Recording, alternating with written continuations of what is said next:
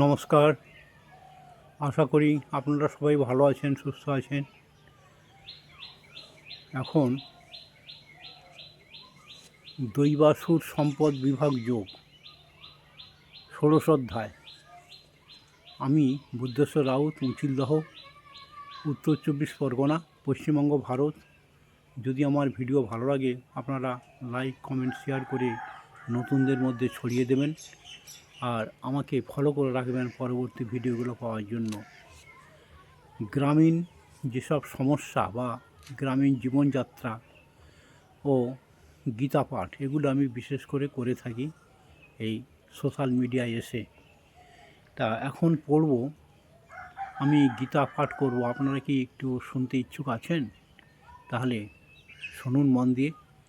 এবং গীতা পাঠ শুনলে বা পাঠ করলে অনেক পুণ্য অর্জন হয়, এটা গীতায় বলা আছে, এটা আমার কথা নয়। তা পড়ি, একটু শুনুন। নিজে নিজে পূজ্য হয় নম্রতা না জানে, ধন মান গর্বে মাতি করি তারা দর্প অতি। এটা দৈবাসুর সম্পদ বিভাগ যোগ। তার মানে মানুষের বা প্রতিটির দুটো দিক আছে। দেব ভাব আর হচ্ছে অসুর ভাব, এই দুটো ভাব মানুষের জীবনে প্রবাহিত হয় সব সময়। তা যাদের অসুর ভাব তাদের ব্যাখ্যাটা এখানে বলছে কি, নিজে নিজে পূজ্য হয় নম্রতা না জানে, ধন মান গর্বে মাতি করি তারা দর্প অতি। শ্রদ্ধাহীন নামমাত্র যজ্ঞ অনুষ্ঠানে, লোক দেখাইয়া করে অভিধি ভোজন, বাহ্য পূজা করে মাত্র যশের কারণ। যেটা স্বাভাবিকভাবে এখন সমাজে প্রচলিত হয়ে গেছে। যশের কারণ আমরা পূজা করছি, লোক দেখাইয়া, লোক দেখাবার জন্য। ভক্তি নেই, শ্রদ্ধা নেই, বিনয় নেই। ভোগ সুখে উন্মত্ত মানবের কর্মফলই তাহাদিগকে অধপাতে দেয়। তাহাদের সংসারটি যেন মরীচিকার সুশীতল বাড়ি, উহাতে কি কলসে পূর্ণ হয় না তৃষ্ণা দূর হয়। পাখির গলায় দড়ি বাঁধিয়া বালক যেমন টানে, অবোধ মানুষের গলায় ভোগ বাসনা বাঁধিয়া মৃত্যু তেমনি টানিতেছে। অহ কি বিড়ম্বনা! পর্বতের উপরে লাল টকটকে গুঞ্জা ফল অর্থাৎ কুচ ফলের রাশি দেখিয়া পার্বতী ও বানরগণ অগ্নিবোধে দলে দলে তাহার নিকটে গিয়া পা মেলিয়া বসিয়া দুরন্ত পার্বত্য শীত নিবারণ করে।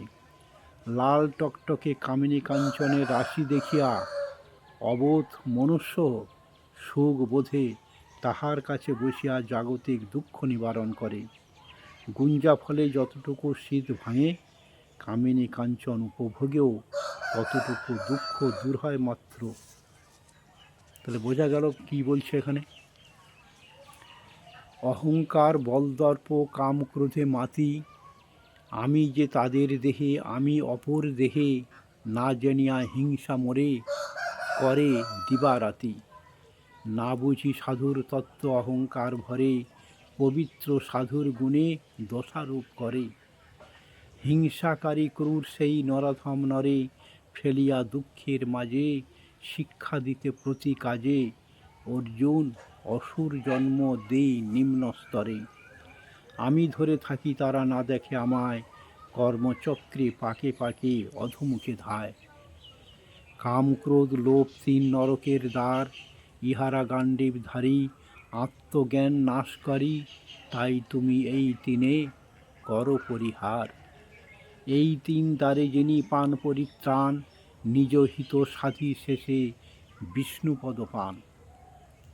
শাস্ত্রবিধি ছাড়ি যেই স্বেচ্ছাচারী হয়, কার্যসিদ্ধি নাহি তার, শান্তি কোথা পাবে আর, পায় না পরম পদ চির শান্তিময়। কিবা কার্য কি অকার্য তার ব্যবস্থায়, শাস্ত্রই প্রমাণ তব কহিনু তোমায়। শুনো হে কৌরব রবি তাই শাস্ত্র মানি, থাকিয়া কর্মাধিকারে কর্ম করো এ সংসারে। শাস্ত্রের বিধান কর্ম ভালো রূপে জানি, শাস্ত্রের মর্মজ্ঞ সৎ গুরু সন্নিধানে, কার্যাকার্য জানি কর্ম করো মনে প্রাণে। এ কথার অনুবাদে যথার্থ অনুবাদ হয় না, শ্লোকের মর্মভেদ আবশ্যক। সামান্য অর্থে এখানে সাধারণকে ভয় দেখানোই উদ্দেশ্য। বিশেষ অর্থই অনুবাদে আছে, অর্থাৎ ঈশ্বর তাহাদের সর্বনাশ করেন না, উত্থানের জন্য পতন। সর্বদর্শী ঈশ্বর এইরূপ মঙ্গলময় শিক্ষা প্রণালী স্থির করিয়াছেন। মূলে আছে আমাকে না পাইয়া, অর্থাৎ আমি ধরিয়া আছি তাহা দেখিতে না পাইয়া। ধরিয়া থাকিলে পতন কোথায়? ধরিয়া থাকিলে পতন কোথায়? গীতা কেবল কর্মের দিকেই দেখাইতেছেন। ভগবানের দিকে চাহিয়া কর্ম করাই দেবভাবের লক্ষণ, অহং বুদ্ধিতে কর্ম করা অসুরের লক্ষণ, কর্মত্যাগ মূর্খতার লক্ষণ। খুব গুরুত্বপূর্ণ এই কথাগুলো। গীতা কি বলছে? গীতা কেবল কর্মের দিকেই দেখাইতেছেন। গীতা বলছে নিয়ত কর্ম করো, নিয়ত কর্ম করো, কর্ম করো, নিষ্কাম কর্ম করো। ভগবানের দিকে চাহিয়া কর্ম করাই দেবভাবের লক্ষণ। তাহলে আমরা যা কিছু কর্ম করি সকাল থেকে সন্ধ্যা পর্যন্ত, যদি আমরা ঈশ্বরের দিকে চাহিয়া ঈশ্বরকে অর্পণ করে সেই কর্মগুলো করি, সেই কর্মগুলি হচ্ছে দেবভাবের লক্ষণ। আর অহং বুদ্ধিতে যে কর্ম করি অসুরের লক্ষণ। যেখানে আমি করছি, আমার সব, আমি পারি, এই যে অহংকার, এইটা করা মানে অসুরের লক্ষণ। আর কর্মত্যাগ, যারা কর্ম করছে না, অলস ব্যক্তি, তাদের মূর্খতার লক্ষণ। তারা মূর্খ। কর্ম না করে বড় বড় কথা বলে যাচ্ছে, কর্ম করছে না। কর্ম করো, কর্মই হচ্ছে গীতার মূল প্রতিপাদ্য। যোগ বাশিষ্ঠে আছে, বেদ বেদাঙ্গ পারদর্শী ঋষিপুত্র কারুণ্য নিষ্কর্ম হইয়া বসিয়া থাকেন। পিতা অগ্নিবেশ্য ঋষি ভৎসনা করায় করুণ্য কহেন, পিত সাধুগণ ভাবে সর্বকর্ম ত্যাগ করি মুক্তিপদ লভে। শুনি নাই কেহ মুক্তি পায় ত্রিভুবনে, ধন উপার্জনে আর পুত্র উৎপাদনে। তাহলে কোথাও কি শোনা গেছে যে মুক্তি পাওয়ার জন্য ধন উপার্জন করতে হবে, অর্থ এবং পুত্র উৎপাদন করতে হবে? হবে না। তখন অগ্নিবেশ্য ঋষি শ্রীরামের প্রতি বৈশিষ্ট্যের ব্রহ্মজ্ঞান উপদেশ বিবরণ আনুপূর্বিক বর্ণনা করিলে কারুণ্য চতুর্গুণ উৎসাহের সহিত পরমানন্দে কর্ম করিতে আরম্ভ করিলেন। অগস্ত্য মুনির আশ্রমে সুতীক্ষ্ণ নামে এক ব্রাহ্মণ গিয়া মুনিকে জিজ্ঞাসা করিলেন, হে মুনি, কর্মেতে মুক্তি হয় না জ্ঞানেতে মুক্তি হয়? তাহলে এই কথাটা আবার চিন্তা করুন। জ্ঞান আর কর্ম, কর্ম করলে কিন্তু জ্ঞান হবে। তাহলে কর্মে মুক্তি হবে না জ্ঞানে মুক্তি হবে? এই দুটি পথ, কোন দিকে আমি মুক্তি লাভ করবো? জ্ঞানে হবে না কর্মতে হবে? তখন অগস্ত্য মুনি কী বলিলেন, উভয় পক্ষেতে যথা পক্ষীগণ চলে, মুক্তি হয় জ্ঞান কর্ম উভয়ের বলে। তাহলে একটা পাখি যেমন দুটি ডানা মিলে আকাশে উঠতে পারে, তার দুটি ডানাই দরকার, একটা ডানায় হবে না। তেমনি কর্মও দরকার, জ্ঞানেরও দরকার, তবেই মুক্তি লাভ হবে। দুটির দরকার। টিকাকার বলেন, আগে কর্ম, শেষে তার ফলই হচ্ছে জ্ঞান। কিন্তু একসঙ্গে দুইটি উপমা ঠিক হয় নাই। কর্ম করলেই জ্ঞান হবে। অন্য টিকাকার বলেন, জ্ঞান হঠাৎ একদিন আকাশ হইতে পড়ে না।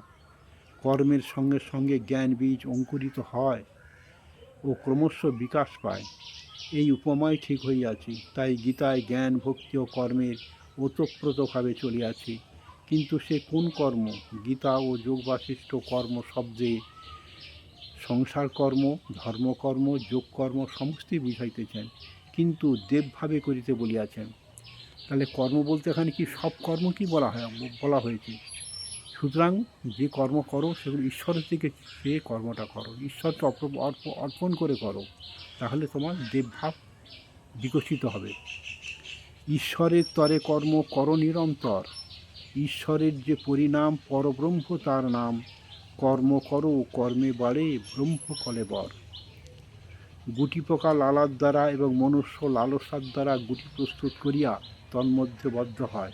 গুটি পোকা দেখেছেন নিশ্চয়ই আপনারা। গুটিটা রেশম তৈরি হয় গুটি থেকে। যে শীত বস্ত্র আমরা পরি সেই রেশমের গুটির থেকে।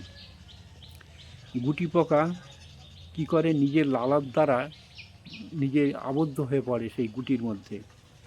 ওই গুটি মধ্যস্থ পোকার পাখা ও দন্ত হইলে সে গুটি কাটিয়া অতি বিচিত্র প্রজাপতি হইয়া উড়িয়া যায়। ঠিক সেইরূপ দেহ মধ্যস্থ মনুষ্যের দিব্যজ্ঞান উদয় হইলে সে চমৎকার সূক্ষ্মদেহ লইয়া দেবতা হইয়া আকাশে উড়িয়া যায়। কি কার্য দ্বারা এই দেহ মুক্ত হওয়া যায় তাহা অন্ধের ন্যায় না হাতলাইয়া সদ্গুরু সন্নিধানে জানিবে। যে যেমন বুঝিতে পারে ভগবান সেইরূপ দয়া করেন। মহাচৈতন্যের কিরণেই জীব চৈতন্য। এই জ্ঞানেই দৃঢ় করো, মনকে ত্রাণ করে মন্ত্র জপ করো। জড়দেহ আমি নয়, আমি শাশ্চৈতন্য আকাশময়। কিংবা আকাশ চৈতন্যে সিন্ধু শ্বাসে মিশে আসে বিন্দু। সূর্যকিরণ গৃহে প্রবেশ করিয়া কেন কাঁদিবে? চৈতন্য কিরণ জীবই বা দেহে প্রবেশ করিয়া কেন কাঁদিবে? কেবল আত্মবিস্মরণেই কারণ। বুঝিলে তৎক্ষণাৎ মুক্তি, না বুঝিলে সত্য রজ তমর আবরণ। তবে শুদ্ধ সত্য গুণটি নির্মল কাঁচের আবরণ মাত্র। তাহলে এই যে তিনটে গুণ, সত্য রজ তম, এই তিনটে গুণে আমরা আবদ্ধ হয়ে পড়ি, মানে এই গুটির মধ্যে আমরা আবদ্ধ হয়ে পড়লাম। আর যখন সেই গুটি পোকার যখন দন্ত আর পাখা তৈরি হবে তখন সেই গুটি কেটেই নিজেকে বেরিয়ে যাবে। তা আমাদের দেহটাই হচ্ছে গুটি। এই দেহ গুটির মধ্যে আমরা আমাদের আত্মা আবদ্ধ হয়ে পড়েছে সত্য রজতম এই গুণে। তা আমরা যখন জ্ঞান লাভ করব কর্মের দ্বারা তখন আমাদের দন্ত পাখা তৈরি হবে, আমরা এই দেহ মুক্ত হয়ে আত্মোপলব্ধ করে মুক্ত লাভ করব। নমস্কার, আজ এই পর্যন্ত থাক। ভিডিওটা বড় হয়ে যাচ্ছে।